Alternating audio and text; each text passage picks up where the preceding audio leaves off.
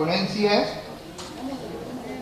sobre Araal en la banda morisca, la frontera compartida, siglos XIII, XIV, XV, por Manuel García Fernández, que soy yo, y notas sobre Araal, siglos XV y XVI, en la colección local de Morón de la Frontera, de mi amigo, compañero y muy querido archivero y bibliotecario Juan Diego Matos. Bueno, pues como ustedes saben, yo aparte de ser el coordinador de la jornada, soy catedrático de Historia Medieval y una de mis líneas de investigación pues es la frontera, fundamentalmente el territorio que conocemos con el nombre de la banda morisca sevillana, que es el territorio donde se va a insertar la localidad de Araal, pues prácticamente hasta la desaparición de la frontera de Granada en el siglo XV, desde el siglo XIII hasta el siglo XV. Por tanto, esta intervención pues tiene una parte destinada fundamentalmente a explicarles a ustedes cuál es este territorio, qué es este territorio, y en segundo lugar pues a comentarles algunos aspectos relacionados con Araal en la banda morisca. Por tanto, ¿qué vamos a ver?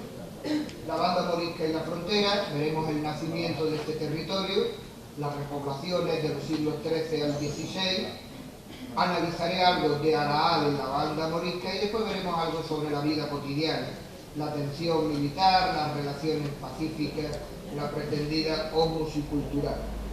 Pues en este territorio que llamamos banda morisca, en el siglo XVI se refugiaron muchos de los moriscos que no se fueron y que, disfrazados por cristianos nuevos, continuaron al menos hasta 1609, incluso después muchos moriscos, haciéndose pasar incluso por población gitana, permanecieron en estos lugares al menos hasta bien entrado el siglo XVIII. Pero ese no es mi territorio. Bueno, pues yo les voy a hablar de un territorio que conocemos con el nombre de la banda morisca. Es decir, todos ustedes saben que los siglos XIII, XIV, XV pues fueron siglos decisivos en la formación de Andalucía, hasta tal punto que Andalucía en su conjunto se convirtió en un territorio fronterizo con el reino de Granada. Aquella fue una delimitación geográfica que no fue estable, sino que se va a ir desplazando de norte a sur conforme vaya avanzando las conquistas desde las grandes ciudades del Valle del Guadalquivir hasta las sierras periféricas. No se trató nunca de una zona vacía, de una tierra de nadie. Por el contrario, fue un territorio de atingencias, esto es, de contactos colectivos. No piensen ustedes en la frontera del Islam peninsular como una frontera política administrativa de los siglos modernos.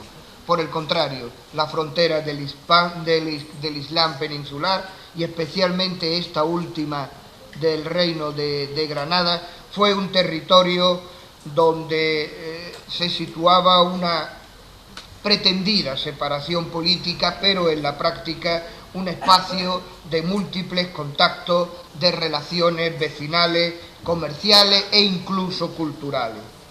Por esta línea, que estaba al sur de Morón, dos civilizaciones diferentes, dos modelos de Estado, de religión, de cultura, se asomaban, se miraban y se influenciaban mutuamente. La gente que pululaba por este territorio tan nuestro, el de sus pueblos, que son los míos, nobles, caballeros, alfaqueques, oficiales, funcionarios, comerciantes, ganaderos, cautivos, renegados, aventureros, eran gente anónima para la historia que sin embargo han forjado el ideal de la vida cotidiana de nuestros pueblos y ciudades a ambos lados de la frontera, especialmente en el área sevillana, y que han formado lo que hoy llamamos estas tierras del sur con el nombre de la Baja Andalucía o los territorios de la campiña meridional de la Sierra Sur. Fue este un espacio fronterizo que efectivamente estaba llamado a desaparecer desde el punto de vista político, militar, tan pronto en cuanto la corona de Castilla tuviera predominio militar suficiente. Para este objetivo político, todos los medios fueron utilizados. Pero, a diferencia de lo que pudiera pensarse, a pesar de este enfrentamiento político, ideológico, la frontera fue también un mundo permeable y extraordinario. Pues bien, la expresión banda morisca, tienen señalada ahí perfectamente, que hoy empleamos para identificar los territorios de la Sierra Sur sevillana, fronteros con el Reino de Granada. Se trató de una marca militar que defendía jurisdiccionalmente la poderosa ciudad de Sevilla hasta finales del XIII y desde finales del XIII hasta mediados del siglo XV las órdenes militares y más tarde algunos poderes señoriales como los condes de Ureña o los Ponce de León. El vocablo banda morisca debió acuñarse en la ciudad de Sevilla por las autoridades municipales hispalenses para referirse a este espacio fronterizo morisco frente a aquella otra, la llamada banda gallega, que se aplicaba a los territorios sometidos bajo la jurisdicción hispalense, pero que estaban ubicados al otro lado del río Guadalquivir y en la confluencia de la Sierra Norte de Sevilla y el río Guadiana, haciendo frontera con el vecino reino de Portugal. Pues bien, la banda morisca, el espacio que nos ocupa, había nacido en torno a la primavera o por estas fechas de 1340. Fernando III, desde Córdoba, inició de manera minuciosa y meditada la conquista de las campiñas meridionales de Sevilla y de Córdoba. Entre 1240 y 1243, los castellanos ocuparon rápidamente las poblaciones fortificadas, ojo, las fortificadas más importantes de la zona, desde Estepa a Osuna, de Osuna a Morón de la Frontera, incluso las villas cercadas como Écija y Marchena. La extraordinaria rapidez de estas conquistas va a obligar a los castellanos a firmar una serie de pactos o pleitesías con las autoridades locales andalusíes, que va a permitir, al menos hasta mediados del siglo XIII, la permanencia de los moros de la banda morisca en la mayor parte de sus localidades. Además, los castellanos acostumbran a instalar en las fortificaciones militares del entorno guarniciones permanentes de soldados fronteros para respetar y hacer respetar los pactos firmados. Durante estos primeros años, en este territorio donde están ubicados nuestras localidades, de las que ahora hablaremos, se trató de un sistema de ocupación colonial que se sustentaba casi exclusivamente en la superioridad militar de los cristianos y en la inhibición, todo hay que decirlo, cuando no en la obligada colaboración de las autoridades y los líderes tribales andalusíes comarcales. Por ello, algunos lugares menores de este ámbito socioeconómico tan singular no han dejado una huella consustancial en los libros del repartimiento del siglo XIII, como sucede, por ejemplo, con Araal, pero la ausencia nominal no significa la ausencia real. Que no se repartiera no significa que no existiera. Las conquistas de Sevilla en 1248 fundamentalmente aseguró ya definitivamente para la corona este territorio. Ahora bien, a mediados del siglo XIII, Fernando III muere en 1252, la ocupación cristiana era todavía muy superficial. En la banda morisca, en los territorios fronterizos del reino de Sevilla, solo Morón, Osuna, Écija, Marchena y poco más. Al sur de Utrera, por ejemplo, se extendía un antiguo distrito islámico muy densamente poblado en la época almohade y ahora prácticamente vacío, el distrito andalusí de Facialcázar, donde en época almohade se situaba el lugar del Jarjal o de Araal, como señalaba mi amigo el profesor Valencia. Este amplio distrito de Facialcázar, del que hoy solo quedan unos muñones de unas torres semienterradas en el camino de la carretera de los Molares, efectivamente fue con diferencia el distrito clave en la repoblación castellana. Sin embargo, como he tenido ocasión de analizar en otra ocasión, por estas tierras marginales del Alfoz de Sevilla o de la jurisdicción de Sevilla, por estas tierras que irían entre Estepa, Morón, Cote, hasta incluso Alcalá de los Gazules, por estos territorios, Aral, Puebla de Cazalla, que no se llamaba de Cazalla, sino la Puebla de la Frontera. El nombre lo cambió en el siglo XVI y perdió ese topónimo tan bonito como Morón de la Frontera. Pues la Puebla era la Puebla de la Frontera, ya les indicaré por qué se cambia. Pues evidentemente por este territorio pululaban los moros forros. ¿Qué son los moros forros? Los moros libres, todos en principio por unos dominios todavía abiertos y sin definir militarmente. No obstante, este territorio, a mediados del siglo XIII, muy poco después de la conquista castellana, era una comarca de excepcional riqueza agrícola y ganadera, para el abastecimiento de los mercados urbanos de los grandes municipios de Realengo, Écija y Carmona, y más al interior, Sevilla. El acceso al trono de 1252 de Alfonso X supone de inmediato la reestructuración de la banda morisca, pues en la política mudéjar del rey sabio estos no entraban. Los moros no entraban sino como una población marginal duramente sometida a las autoridades cristianas, o peor aún, mis queridos amigos, como potenciales enemigos. Los moros forros de la banda morisca que dieron nombre al territorio, la banda, la frontera de los moros, estaban en grave peligro.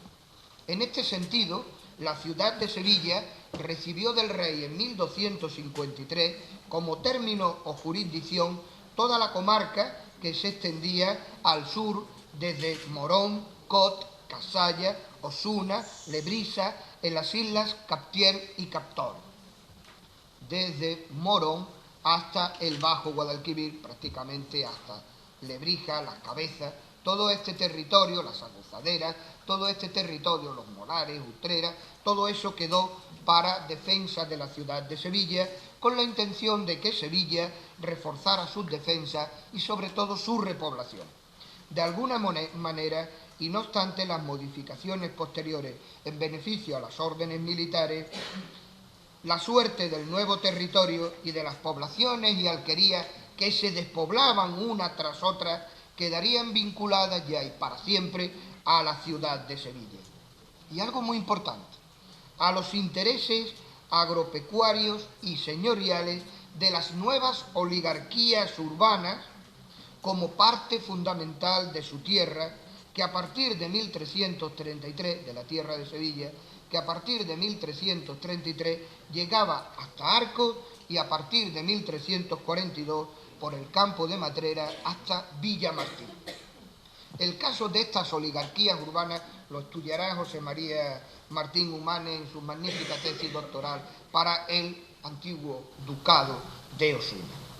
Fue precisamente en esta fecha, por el interés de las oligarquías urbanas en defender sus límites y sus beneficios rurales y especialmente ganaderos, cuando llega Araal a la historia nominal en 1342, referidas a deslinde de términos para cobro de diezmos y actividades ganaderas.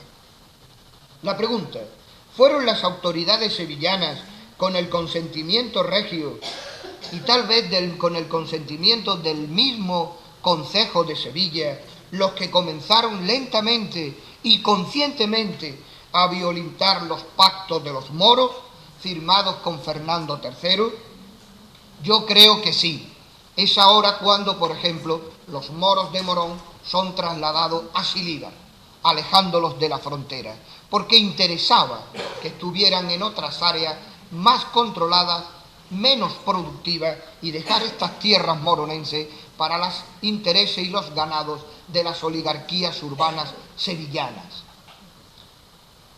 Lo cierto fue que las crónicas del siglo XIV, como por ejemplo la crónica de Alfonso XI, escrita a mediados del siglo XIV por Fernán Sánchez de Valladolid, secretario de la Poridad del Rey, secretario privado del Rey, no duda en afirmar que Sevilla y otras tierras de su alrededor, de las campiñas, no se terminaba de poblar porque estaba, y cito literalmente, cercadas de moros en derredor. Hoy sabemos que se trata de una tendenciosa ucronía, es decir, una corrección intencionada de la historia, ajena por completo a la verdad de la misma, pues ni los musulmanes de la banda morisca que pervivían en estas localidades eran tantos, ni por supuesto tan peligrosos. Ni Sevilla, ni su tierra, ni su jurisdicción se despoblaba por este motivo, sino porque no había pobladores suficientes para rellenar siquiera el poco espacio vacuo que los moros habían dejado al marcharse. Sin embargo, a partir de 1252, la política mudéjar de Alfonso X, la progresiva violación de los pactos, consiguió su proyecto, es decir, la despoblación de la banda morisca de los moros. Ojo, también por esta fecha sabemos de la existencia de algunas fatwas, sentencias, consejos religiosos de algunos alfaquíes moronenses trasladados a Silíbar, que aconsejaba a los mudéjares de la zona que no permitieran o que no siguieran viviendo en tierra de infieles y que marcharan a Granada. Pero evidentemente solo se fueron aquellos que tenían medios de fortuna para el éxodo. La población humilde, la gente más pobre, permaneció en su condición de población mudéjar sometida, o lo que significa mudéjar, domesticada, bajo la tutela de la monarquía, ocupando estas poblaciones que habían sido, estas localidades, que habían sido durante siglos su tierra. En gran parte, esta violación de los pactos explica la revuelta de los moros de Granada, juntamente para apoyar a los mudéjares andaluces y murcianos entre 1264 y 1266. Fue un plan concebido de antemano contra Alfonso X y su política antimudéjar, que contó con el apoyo del rey Muhammad de Granada. La reacción de Alfonso X fue durísima.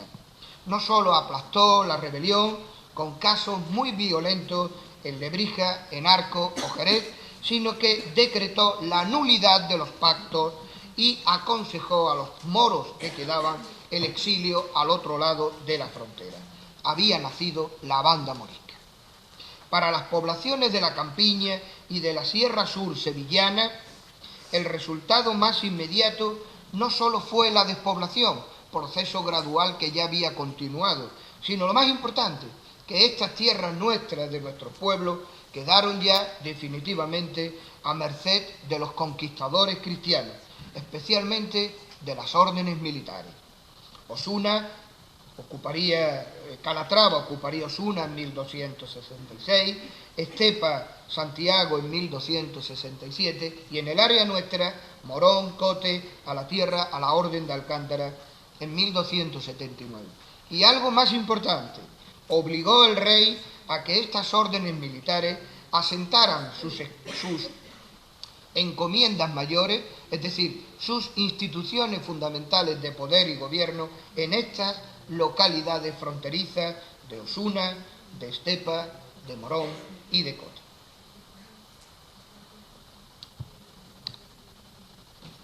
Se trataba la banda morisca que estaba naciendo después de la política de Alfonso X, de un territorio singular y extraordinario, en donde hasta mediados del siglo XIV van a abundar, como consecuencia del éxodo progresivo de los moros, los billares, es decir, antiguas alquerías de tradición andalusí despoblada, como sucedía sin duda con Tarjal o Araal, con sus dependencias agrícolas que debió tenerlas, molinos, norias, acequias, arruinada la tierra yerma e inculta por falta de campesinos cristianos, a merced de los ganados locales de las oligarquías próximas de Sevilla, de Carmona o de Écija.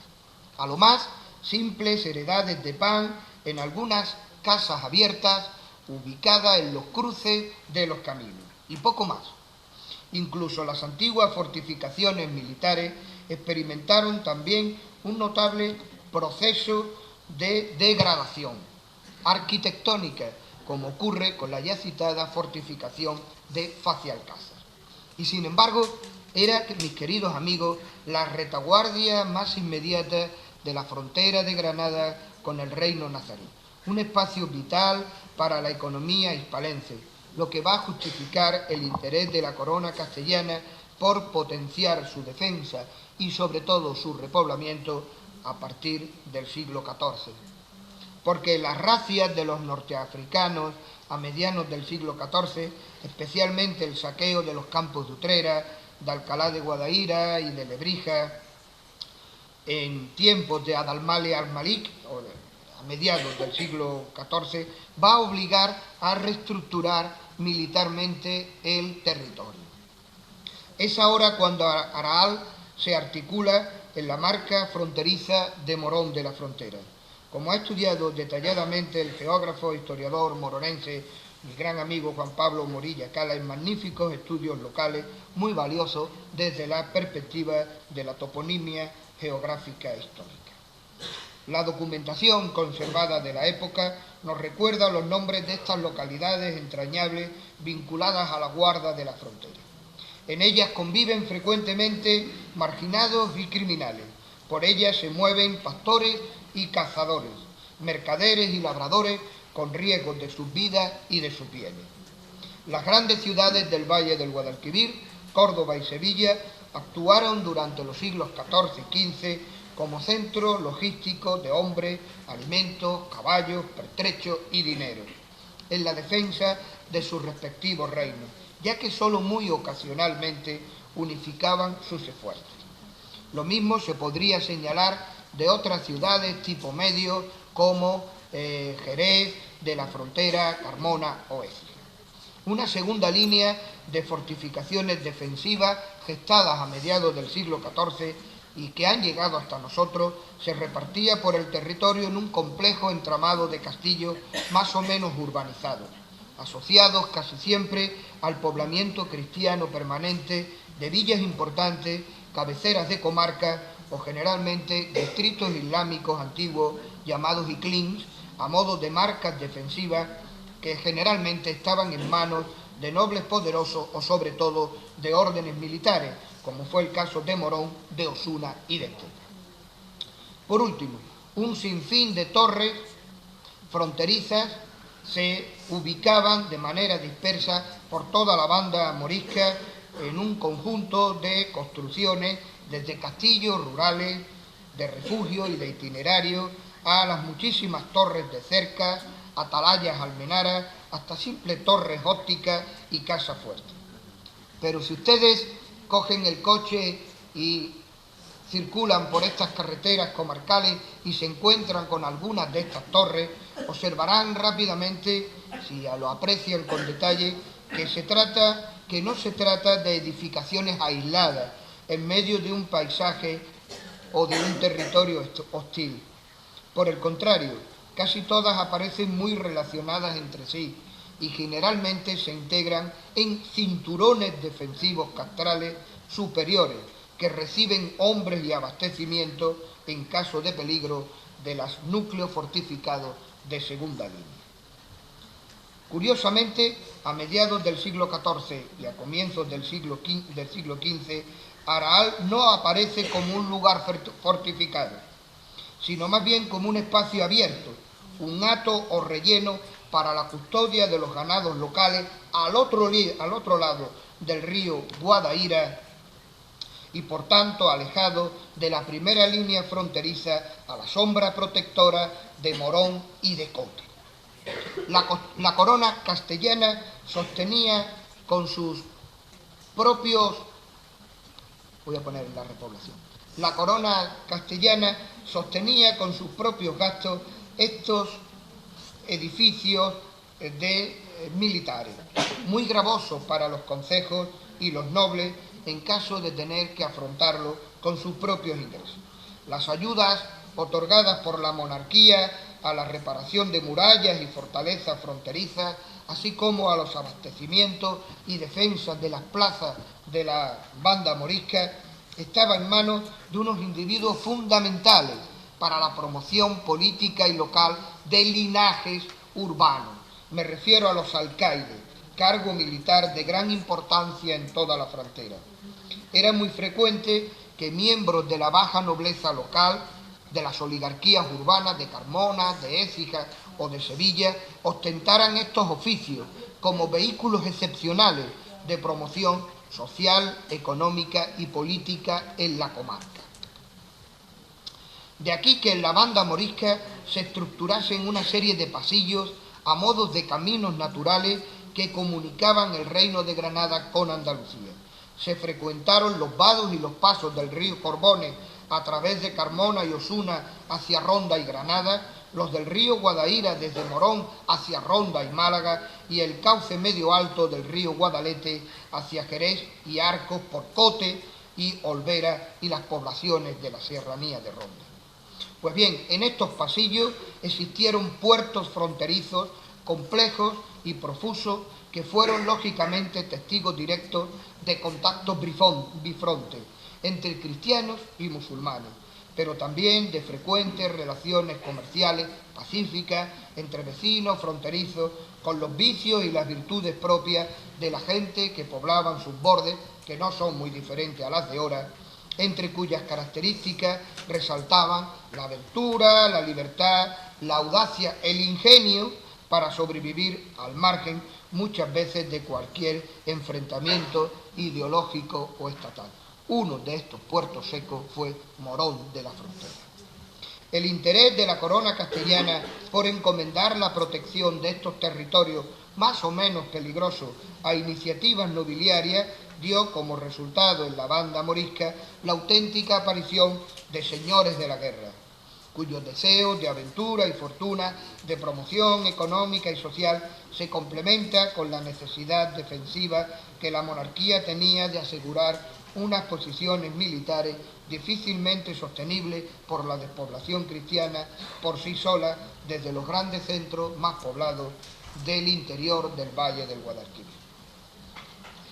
La frontera, por tanto, como forma de vida cotidiana, existió ya con claridad muy pocos años después de la muerte de Fernando III.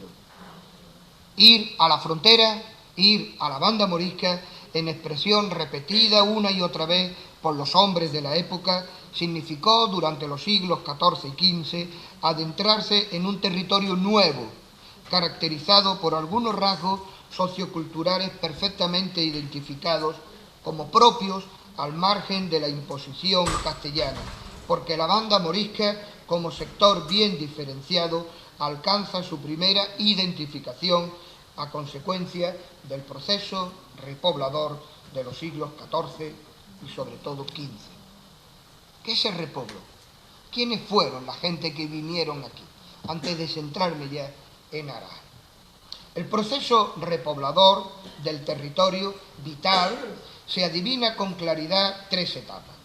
Un poblamiento muy inicial, muy desigualmente distribuido y de marcado carácter selectivo y militar durante el siglo XIII, como resultado directo de la conquista y ocupación castellana.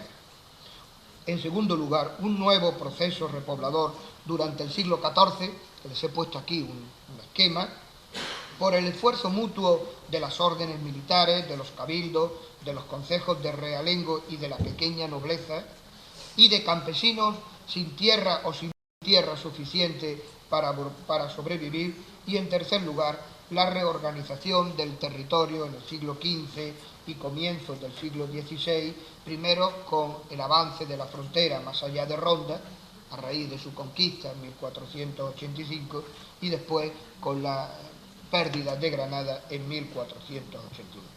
Pues bien, las repoblaciones del siglo XIII estuvieron matizadas por la relativa presencia mudéjar, especialmente en este ámbito rural que llamamos Faciarcázar y en otras poblaciones como Morón u Osuna.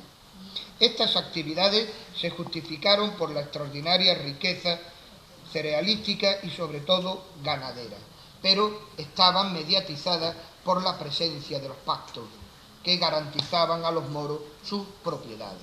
Por tanto, a raíz de la revuelta mudéjar y del éxodo generalizado de los moros, es cuando comienza la verdadera repoblación cristiana a mediados del siglo XIV.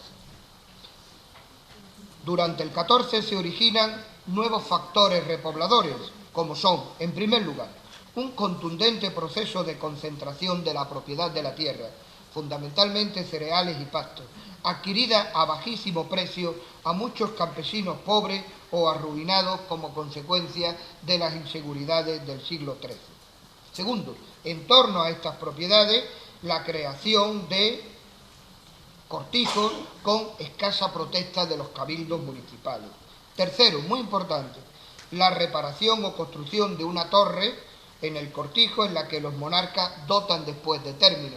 Así ocurre, por ejemplo, en los Molares, o también en la Torre del Bao, del que queda un muñón también en el camino que va en la carretera de Utrera a Montellano.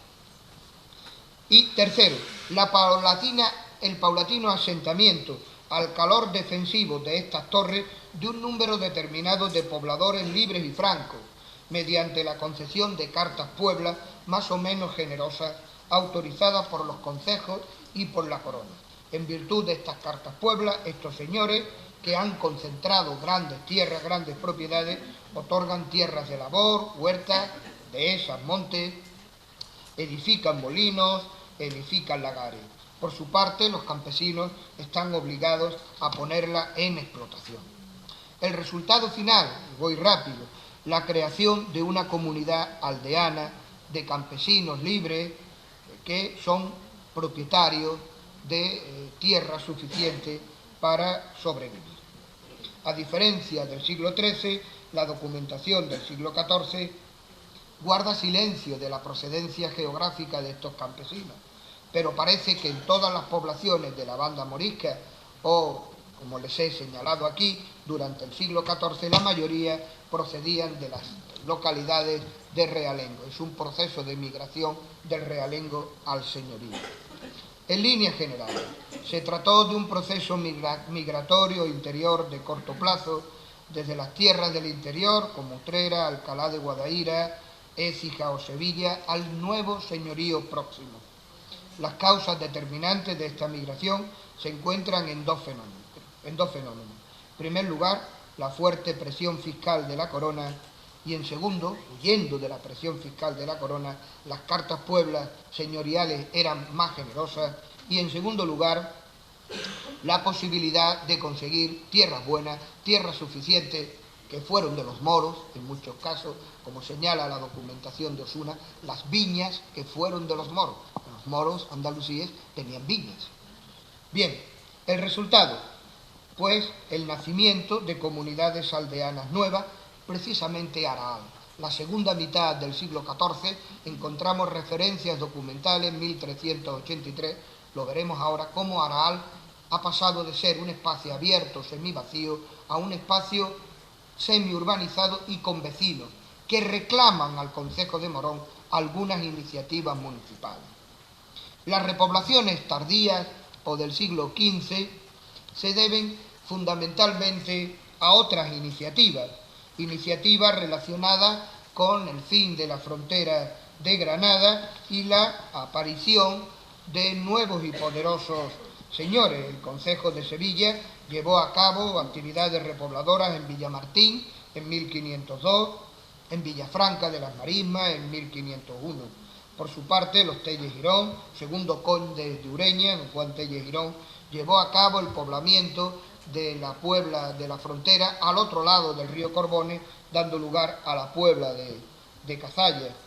El señor de Marchena impulsó el poblamiento de Parada en 1460.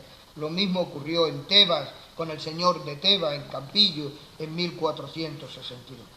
En todos los casos, los promotores del poblamiento prohibieron que estos pobladores procedieran de los lugares de su propio señorío y, en consecuencia, detectamos una vez más que estos pobladores provienen de las grandes ciudades de reales. De las repoblaciones del 13, de las repoblaciones del 14 y de las repoblaciones del 15 nació en la banda morisca una sociedad nueva, una sociedad de frontera, una sociedad dominada por un modelo de hombres libres. En vastos sectores de la banda morisca, la libertad, desde luego, es el condicionante a la nueva vida.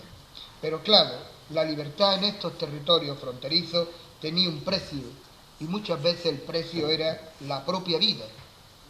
La defensa de las tierras conquistadas recayó de lleno en diferentes grupos de repobladores asentados en la región durante los siglos XIII y XIV y XV.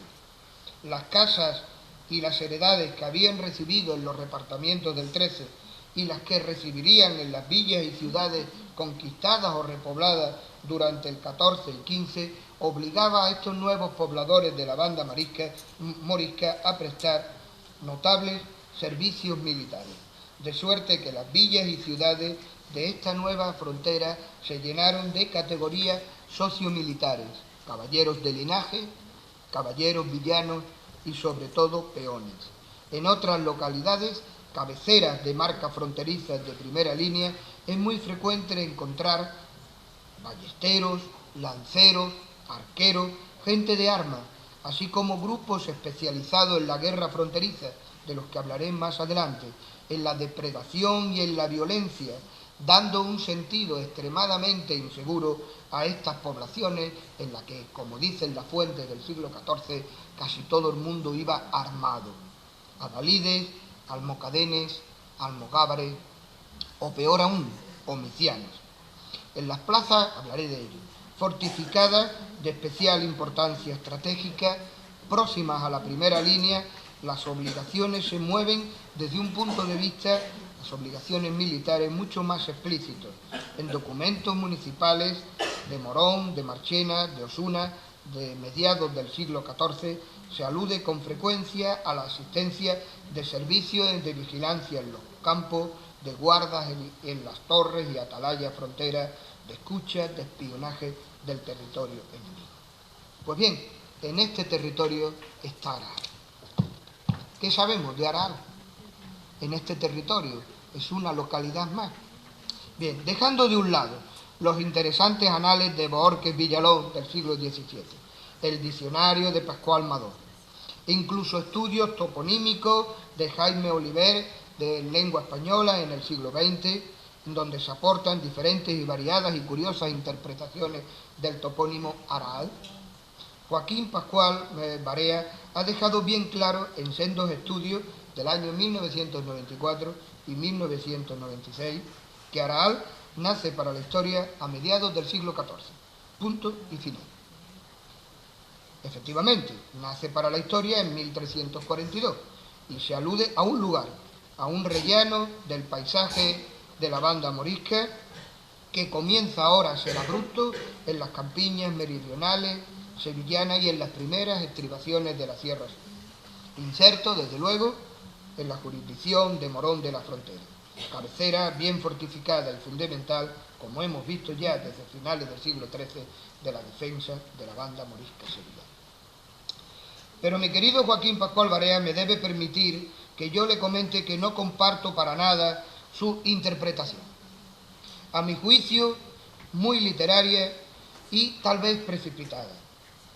Que como el topónimo, y se fundamenta en el hecho de que como el topónimo Aral no aparece en el repartimiento, cosa que estudia, o que va a estudiar esta misma tarde Alcántara, un alumno mío de doctorado, y cito literalmente, ni como aldea, ni como torre, ni como cortijo, ni propiedad similar, significa lógicamente su inexistencia más absoluta, no obstante su terminología. Yo, por el contrario, considero más bien que su omisión se debe sencillamente a que no fue objeto de partición alguna por parte de las autoridades municipales sevillanas ni castellanas. Como otras muchas tierras de Andalucía, villas y lugares de los siglos posteriores con raíces andalusíes, como señaló ayer mismo el profesor Valencia, que no se menciona en la documentación repobladora del siglo XIII, sencillamente es resultado directo de que no se repartió, pero no se debe deducir de esta inexistencia documental su inexistencia histórica. No había por parte de la corona castellana ni interés ni posible beneficiario de estos territorios, si no lo había en Morón ni en Osuna, lo iba a ver en Araal, que de existir estaría como un lugar abierto. No hay que ir más allá, porque una localidad no era en la época ni ahora tampoco solo el nombre. Por el contrario, considero que Araal era uno de los muchos lugares, ya lo defendió Valencia ayer, o mejor dicho, voy a utilizar un término que está muy de moda ahora, cuando se habla de interculturalidad fronteriza. Ámbitos socioeconómicos locales. ¿Qué es un ámbito socioeconómico local? Pues efectivamente, en el periodo que estudiamos, 13-14, una modesta alquería en el que los castellanos vincularon a Morón y a Cote en 1240 y que después en 1253 Alfonso X entregó a la ciudad de Sevilla y por fin en 1279 a la Orden de Alcántara. Incluso, muy posiblemente, con la persistencia de los moros, en virtud de los mismos pactos de Morón.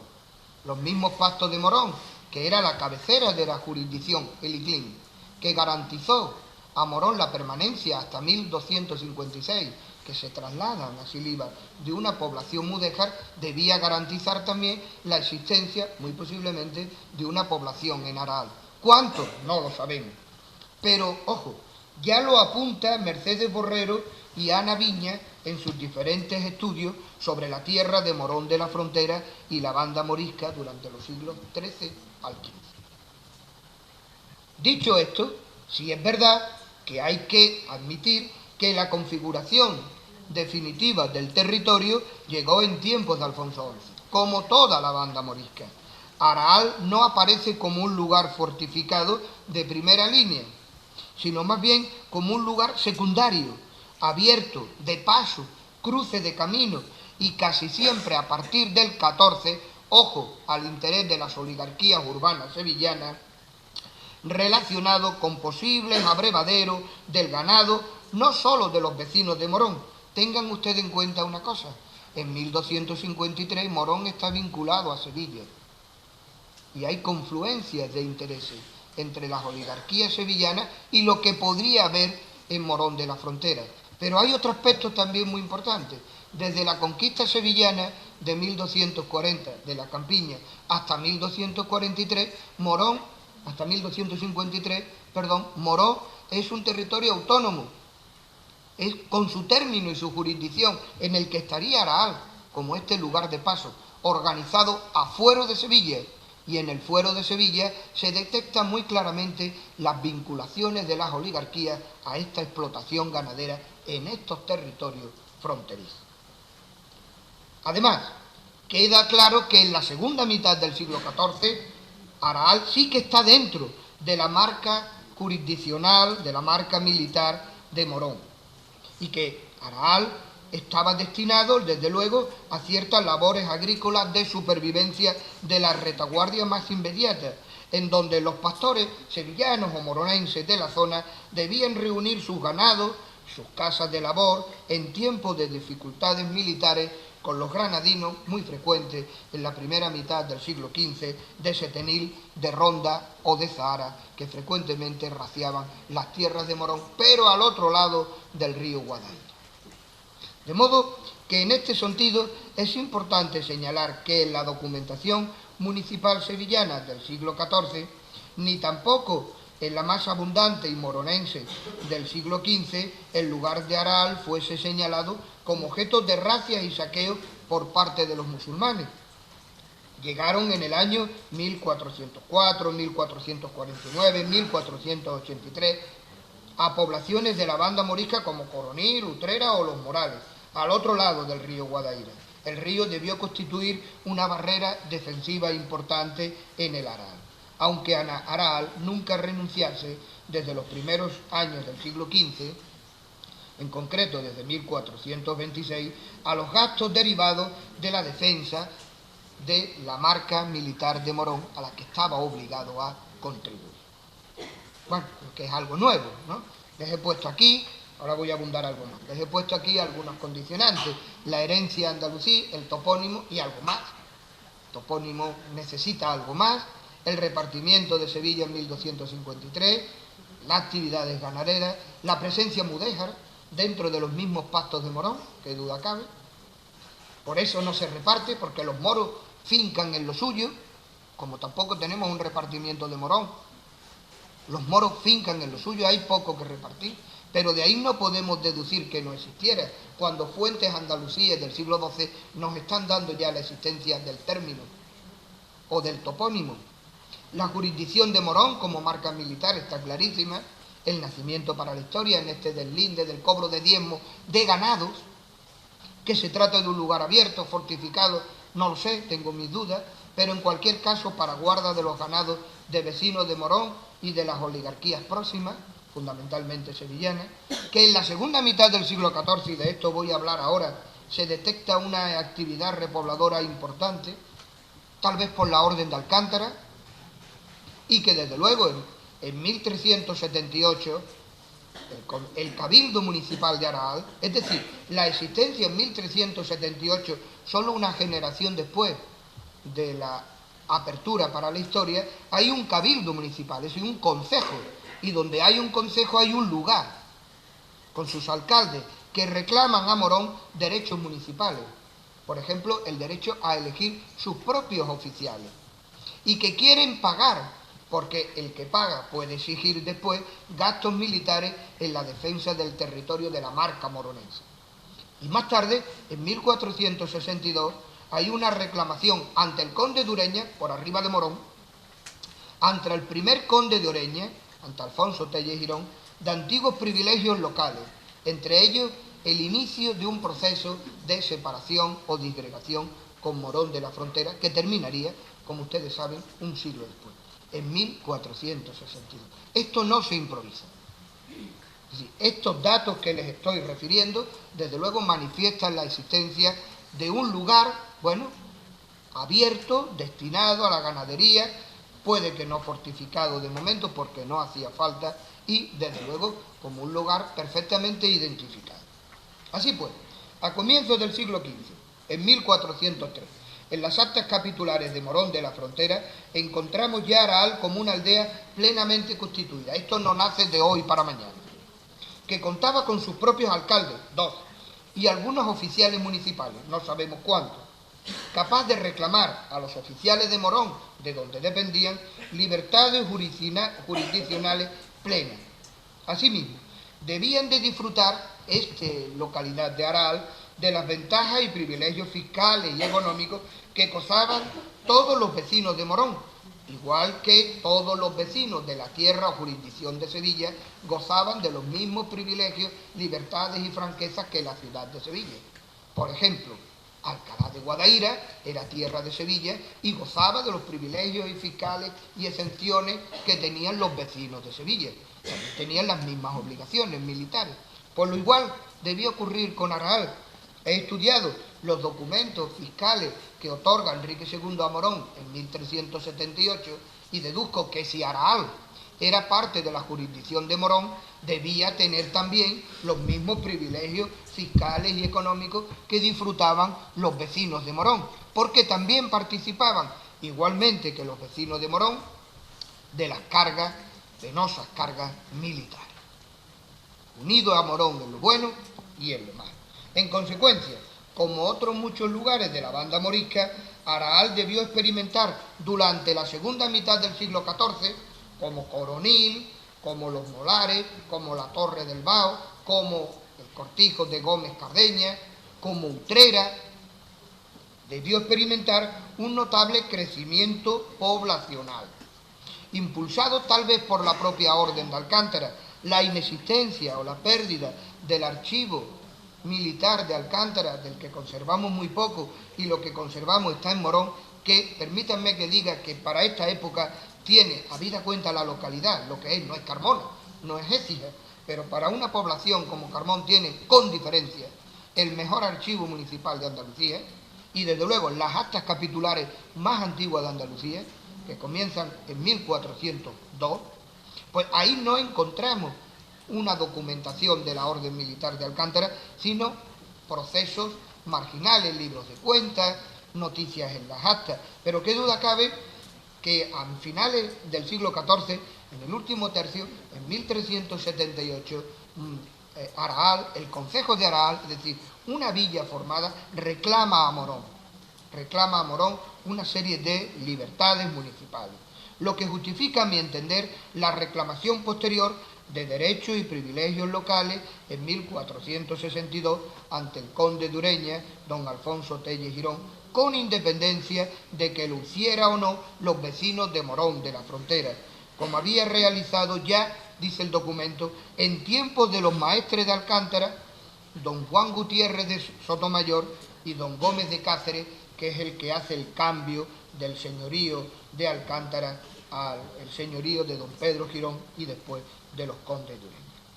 Es necesario, mis queridos amigos, conocer esto y decirlo aquí, en Araal, para justificar la petición de independencia municipal ya de la villa de Araal, no el lugar, con más de 500.000 de vecinos sobre Morón de la Frontera, promovida a iniciativa del cuarto conde de Ureña, don Juan Telles Girón, natural de Araal, en 1554.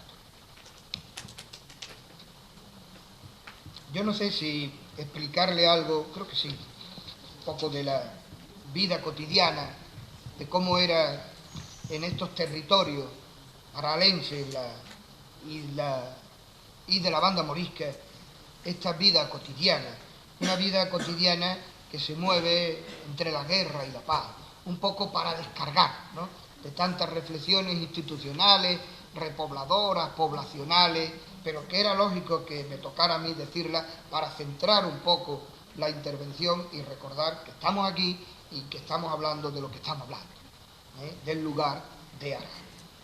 Pues bien, para descargar un poco esto, a título de conclusión, me gustaría hablarle un poco de la gente que pululaban por estos territorios. ¿Quiénes eran? ¿Quiénes eran nuestros antepasados que estaban por aquí en el siglo XIV, en el siglo XV?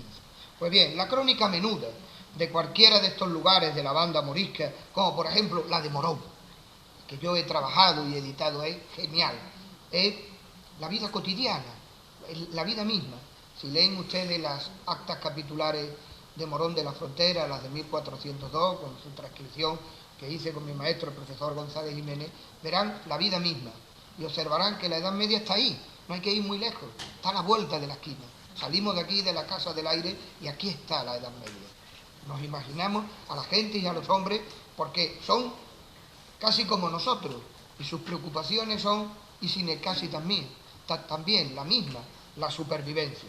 Pues bien, si miramos las actas capitulares de Morón, por ejemplo, que es la más próxima a nosotros, y la leemos con detalle, observaremos que es la historia cotidiana de todos los días, que en el caso de la frontera nos da como resultado una violencia atemperada con gran frialdad y concisión de los textos, como si esta condición de violencia y de inseguridad permanente fuera algo asumido con resignación. Al fin y al cabo, todos los aralenses, los moronenses, sabían que en estas tierras del sur la defensa de la frontera recaía sobre sus propias vidas. Y ellos lo tenían asumido. La tensión militar obligaba a muchos andaluces a hacer de la violencia y de sus manifestaciones una forma de vida peculiar.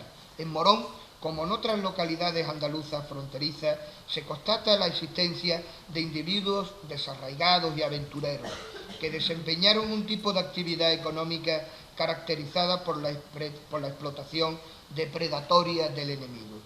Su objetivo era la obtención de botín, ganados y cautivos, y su medio más habitual para conseguirlo, las cabalgadas por tierra granadina. Esta actividad era desempeñada por almogávares, adalides, almocadenes, sin duda grupos de caballeros y peones que jamás se adaptaron a su nueva condición de simples y pacíficos repobladores en el siglo XIV. Por el contrario, eran gente que vivían de la guerra, eran individuos especializados en la guerra. Pero la tensión militar no debe hacernos difuminar la realidad de otros muchos fronteros que vivían por Morón o por Cazalla de la Frontera o por Araal. Gente de vida sencilla y humilde, campesinos, pastores, artesanos, sometidos desde luego cuando acudían a los campos y iban más allá del río Guadaíra a riesgos permanentes de perderlo todo, incluso la vida o la libertad. Aunque estamos mejor informados de la tensión militar, existieron lógicamente en la banda morisca periodos de paz, si bien estos no fueron nunca definitivos ni duraderos. Fueron treguas temporales. Fueron treguas temporales nunca generalizadas. Las treguas fueron algo más que la mera declaración oficial de la suspensión de hostilidades, porque atenuada la tensión militar y las obligaciones defensivas, la paz originaba casi siempre la vuelta a la normalidad fronteriza, la reanudación de los contactos vecinales con la gente que estaba en Setenil o que estaba en Zahara o en Ronda. Pues a pesar de que era mucho lo que separaba a cristianos y a musulmanes, la práctica diaria de la convivencia, de la supervivencia de todos los días, era una ansia y una necesidad. Existieron determinados cauces y algunas instituciones propias para garantizar la paz en la frontera. El más conocido de todos ellos es el alcalde entre moros o cristianos o simplemente el juez de frontera. Nombrados por los monarcas, eran los responsables de garantizar la paz. Otro ejemplo característico fueron los llamados fieles del rastro, que estaban en la nómina municipal del Cabildo de Morón de la Frontera. Eran individuos que conocían las pistas y que seguían a los delincuentes hacia el otro lado de la frontera hasta localizar los robos y colaboraban con los alcaldes de moros y cristianos en la recuperación de lo robado. Otra institución fronteriza muy querida para mí fueron los alfaqueques, oficio antiguo y respetado, reglamentado ya en las partidas, que tenía como ejercicio fundamental de su profesión el canje y rescate de cautivos en periodos de paz a uno y otro lado.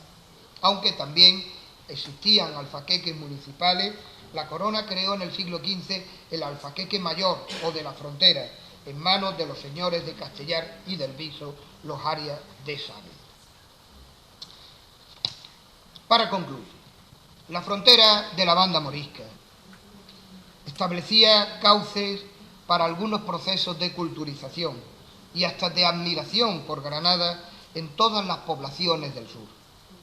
Pero era mucho más lo que diferenciaba a unos y a otros que una simple asimilación seductora por Granada, llena de elementos maravillosos y extraordinarios al otro lado de la frontera. Sin embargo, esta admiración por los fronterizos y sobre todo por esta forma de vida en la banda morisca perduró en el tiempo y hasta bien entrado el siglo XVI. Y perduró no sobre los viejos nombres, no solo en los viejos nombres de los castillos, Morón de la Frontera o Cazalla de la Frontera, o en las torres que dominan nuestros paisajes, sino en actividades cortesanas e intelectuales. Fray Alonso de Cabrera, predicador y confesor de Felipe II, un poco antes de morir, le transmitió al rey lo que sigue. Es extremadamente bello. Nuestros abuelos, señor, se lamentaba de que Granada se hubiese ganado a los moros, porque ese día mancaron los caballos, se acabaron los caballos, se enmohecieron las corazas y las lanzas, y se pudrieron las adargas, y se acabó la caballería, tan señalada de todo el Andalucía, y mancó la juventud, y sus gentilezas tan valerosas y tan conocidas. Muchas gracias.